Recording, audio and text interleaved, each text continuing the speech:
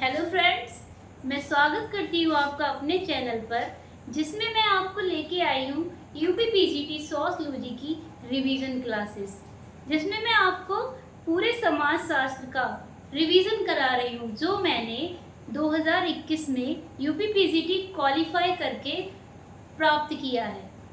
वही मैं अनुभव आपको बताना चाह रही हूँ।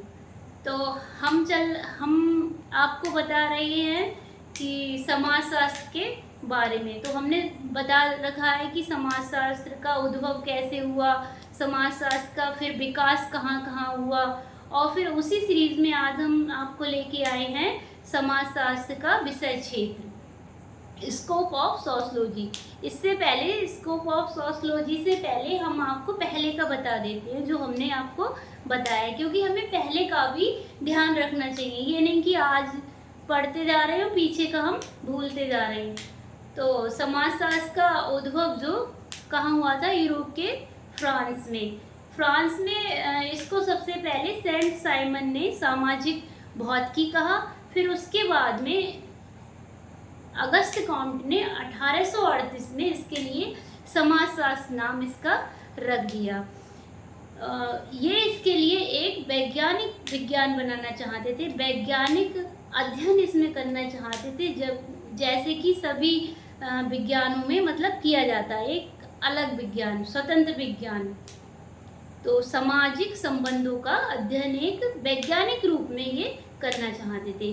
फिर उसके बाद में ये कहाँ कहाँ पे इसका अध्ययन सबसे पहले हुआ, तो हम आपको बता देना चाहते हैं कि अमेरिका के येल विश्वविद्यालय में सन 1876 में, अमेरिका के येल विश्वविद्यालय में सन 1876 में इसका सबसे पहले अध्ययन हुआ। फिर उसके बाद में ये हम और भी वहाँ के देशों में हुआ होगा, लेकिन उसके बाद में हम आपको अपने भारत में बता देते हैं कि 1914 में ये बम्बई विश्वविद्यालय में पढ़ाई गई। फिर उसके बाद में पैट्रिक गिडिंग्स थे 1919 में विभागाध्यक्ष, उनको हटा के 1924 में जीएस घुरियो को रख लिया गया। फिर हमारे उत्तर प्रदेश में लखनऊ यूनिवर्सिटी में ये राधा कमल मुखर्जी की अध्यक्षता में, जो विभागाध्यक्ष थे राधा कमल मुखर्जी, उनकी अध्यक्षता में ये 1921 में लखनऊ यूनिवर्सिटी में पढ़ाई गई। 1917 में ये कलकत्ता यूनिवर्सिटी में ब्रिजेंद्रनाथ सील के द्वारा पढ़ाई गई, की अध्यक्षता में पढ़ाई गई। ऐसे ही फिर इसका विकास होता रहा। तो एक औपचारिक भारत में समाजशास्त्र की शुरुआत 1914 से लेके 1947 तक मानी जाती है। उसी सीरीज में हमने आपके लिए परिभाषाएं भी बता दी, इसका अर्थ भी बता दिया। समाजशास्त्र दो शब्दों से मिलके बना है, सोशियस प्लस लोगस। सोशियस का अर्थ है समाज और लोगस का अर्थ है विज्ञान, यानी कि समाज का विज्ञान, जिसमें क्रमबद्ध और व्यवस्थित अध्ययन हो सामाजिक संबंधों का। उसी सीरीज में अब हम आपको बताते हैं कि समाजशास्त्र का विषय क्षेत्र। तो समाजशास्त्र का विषय क्षेत्र है वो, मतलब जो समाजशास्त्री थे, कई विद्वान थे, उनके अपने अपने मत थे। उसी मत, कोई इसके लिए विशिष्ट विज्ञान बनाना चाहता था, कोई इसके लिए समन्वयात्मक विज्ञान, मतलब सामाजिक विज्ञानों को मिलाकर ही इसका अध्ययन किया जाए, तो वो बनाना चाहता था। उसी में इसके लिए दो भागों में बांट दिया गया। विषय क्षेत्र को विद्वानों ने दो भागों में बांट दिया। एक आता है हमारा स्वरूपात्मक या फिर विशिष्टात्मक संप्रदाय। स्वरूपात्मक या विशिष्टात्मक संप्रदाय, फॉर्मल स्पेशलिस्ट स्कूल। और दूसरा आता है हमारा समन्वयात्मक संप्रदाय, यानी कि सिंथेटिक स्कूल। इसमें क्या था कि ये समाजशास्त्र में संबंधों के, सामाजिक संबंधों के स्वरूपों का अध्ययन इसमें जोड़ दिया गया, सामाजिक स्वरूपों के अध्ययन पर जोड़ दिया गया। वहीं इसमें समाजशास्त्र में सामाजिक संबंधों को समन्वयात्मक, मतलब सभी विज्ञानों के मिश्रण या सभी विज्ञानों के मिश्रण पर इसमें जोर दिया गया। ठीक है, उसके समन्वय पर जोर दिया गया। तो इसमें क्या है, स्वरूपात्मक संप्रदाय में क्या था कि इसमें इसके प्रवर्तक भी थे और इसके अन्य सहायक व्यक्ति भी थे। तो इन ये जो प्रवर्तक हैं, जैसे हम लोग को याद नहीं रहते हैं, काफी कठिन कठिन ये शब्द हैं, इसी वजह से हम आपके लिए एक ट्रिक लेके आए हैं जिससे कि आपको ये याद करने में काफी आसानी रहेगी। तो हमारी ट्रिक है कि बेवड़ा वीरवान की जर्सी में टॉनिक है। बेवड़ा वीरवान की जर्सी में टॉनिक है। बेवड़ा कौन हो गया? बेवड़ा हो गया हमारा मैक्स वेबर। बेवड़ा हो गया वेबर और वीर हो गया हमारा वीरकांत। बॉर्न हो गया हमारा बॉर्नविच। जर्सी हो गए हमारे प्रवर्तक जॉर्ज सीमेल। एक बार मैं फिर बता देती हूँ कि बेवड़ा वीरवान की जर्सी में टॉनिक है। तो टॉनिक है तो बेवड़ा कौन हो गया? Mister weber. और वीर हो गए मिस्टर वीरकांत। बॉर्न हो गए बॉर्नविच और जर्सी हो गई जॉर्ज सीमेल और टॉनिक हो गए हमारे टॉनिस। तो ये आपको याद करने में बहुत ज्यादा आसानी रहेगी कि कुछ है ही नहीं, बेवड़ा वीरवान की जर्सी में टॉनिक है। बेवड़ा वीरवान की जर्सी में क्या है? टॉनिक है। देखो याद, आप एक दो बार कहेंगे अपने आप से ही याद हो जाएगा। तो इन्होंने इन सभी ने क्या कहा कि समाज शास्त्र में जो सामाजिक संबंध हैं, सामाजिक संबंध क्या होते हैं? सामाजिक संबंध होते, सहयोग होता है, संघर्ष होता है, स्पर्धा होती है, ये सभी सामाजिक संबंध हैं। प्रतिकूलन वगैरह वगैरह ये सभी सामाजिक संबंध हैं।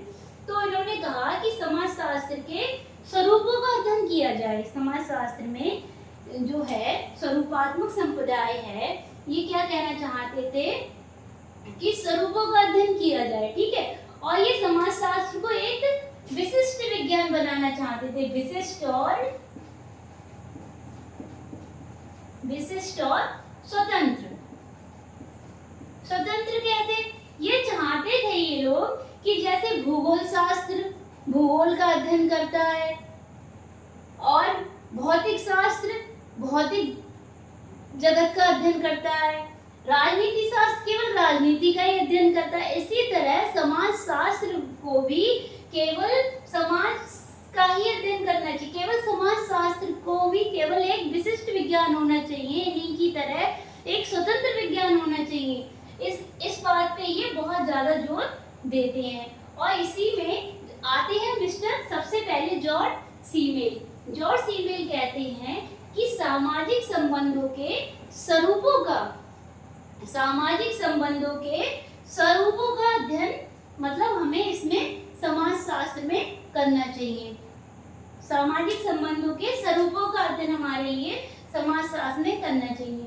अब स्वरूप हमारे को संबंध क्या हो गए? संघर्ष हो गई, सहयोग हो गया, प्रतिस्पर्धा हो गई, आदि आदि। और एक आते हैं वीरकांत।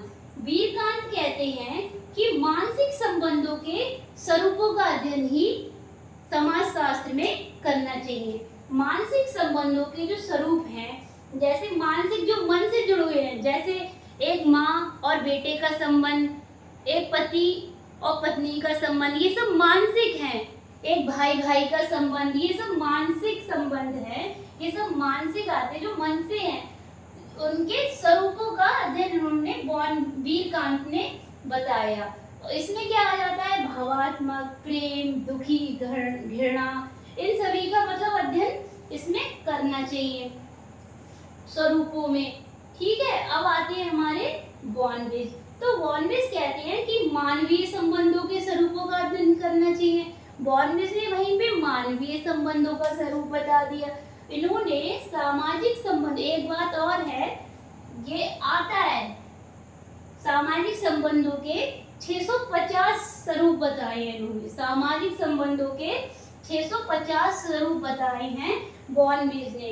वहीं वेबर बताते हैं, वेबर भी स्वरूपात्मक संप्रदाय के ही सहायक है। तो वो बताते हैं कि सामाजिक क्रिया का अध्ययन ही करना चाहिए, सामाजिक क्रिया का अध्ययन ही समाज शास्त्र में करना चाहिए। तो ये इन्होंने इसमें ये आ गए हमारे स्वरूपात्मक विशिष्टात्मक संप्रदाय के प्रवर्तक हो गए और हमारे ये अन्य सहायक प्रवर्तक हो गए। तो इसमें इन्होंने, तो एक बार मैं फिर से आपको ये बता देती हूँ, बेवड़ा वीरवान की जर्सी में टॉनिक है। तो वीर हो गए वीरकांत, बॉर्न हो गए बॉर्नविट, जर्सी हो गए जॉर्ज सीमेल, टॉनिक हो गया टॉनिस, और एक बचा मैक्स वेबर, बेवड़ा हो गए मैक्स वेबर। अब हम आपको एक डायग्राम भी हमने बनाया है, उससे हम आपको और अच्छे से समझा देते हैं, आपके अच्छे से समझ में आ जाएगा। इसमें क्या है कि ये 3 बोतलें हैं, 3 बोतल हैं। इसमें एक में पानी भरा है, एक में दूध है और एक में शराब है।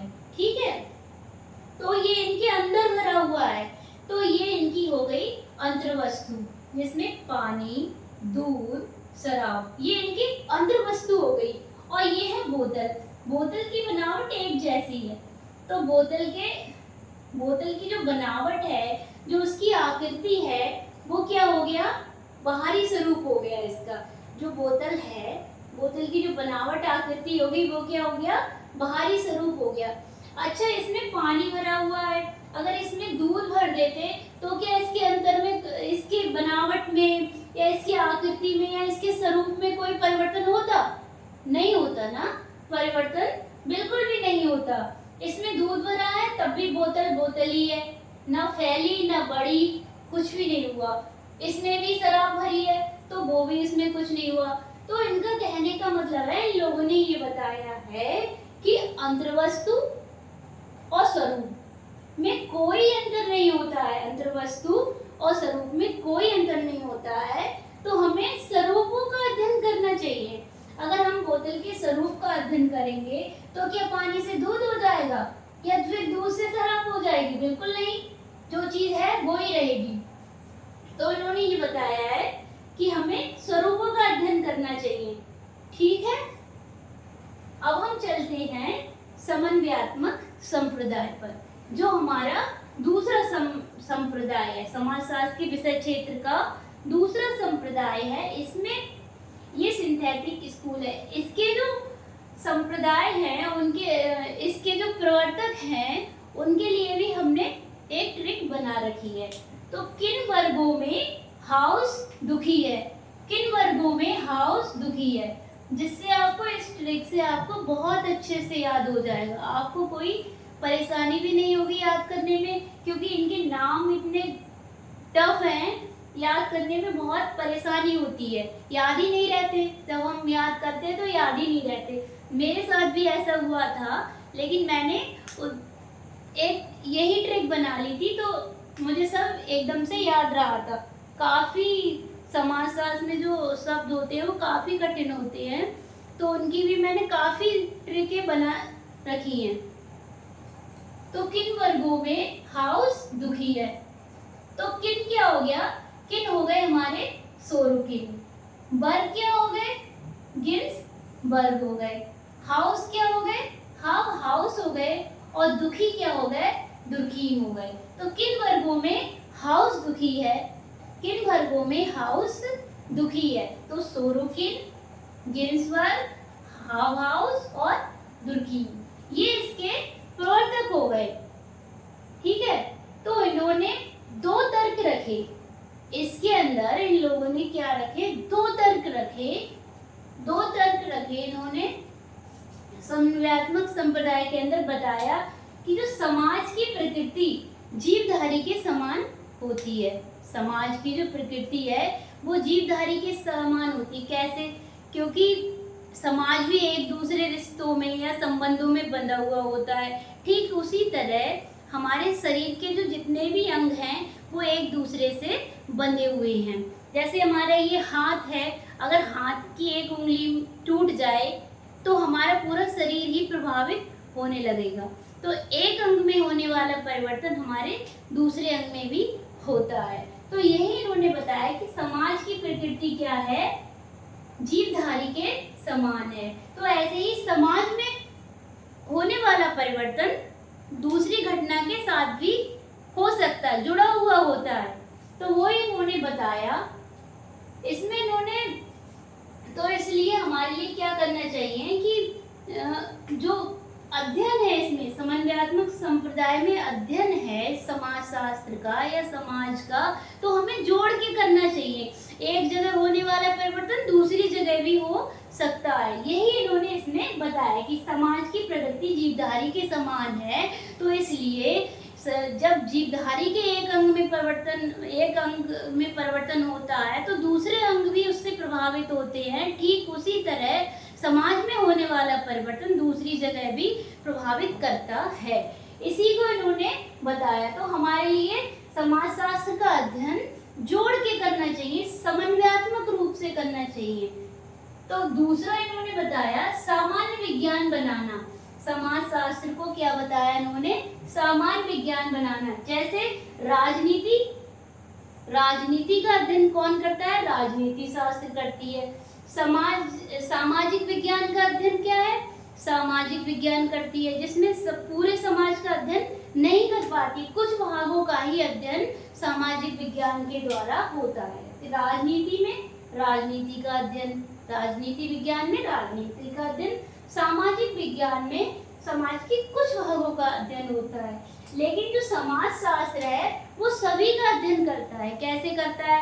क्योंकि समाजशास्त्र में कई सारे टॉपिक हैं, अपराध हो गया, ऐसे ही कई सारे टॉपिक हैं, वो समाज का मतलब सभी का अध्ययन हो जाता है समाजशास्त्र में। तो अब आते हैं हम इनके प्रवर्तकों की तरफ।